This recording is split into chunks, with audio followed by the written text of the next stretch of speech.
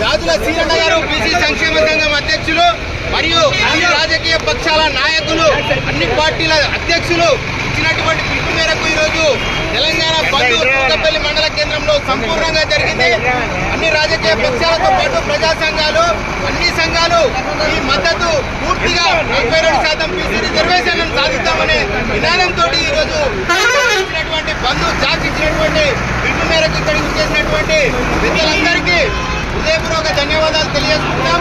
42% BC రిజర్వేషన్లను parliament లో వెంటనే ఆమోదం తెలపాలి. గవర్నర్ గారు వెంటనే సంతకం చేసి పార్లమెంట్ పంపించి పార్లమెంట్ లో రాష్ట్రపతి కూడా ఆమోదం తెలిపే విధంగా అన్ని రాజకీయ పక్షాలతో పాటు సంఘాలు పెద్ద ఎత్తున ఈ రోజు ఉద్యమిస్తున్నాయి. కాబట్టి వెంటనే 42% రిజర్వేషన్లను సాధించే వరకు ఈ బీసీ ఉద్యమం ఆగదని చెప్పి ఈ సందర్భంగా మేము తెలియజేసుకుంటున్నాం.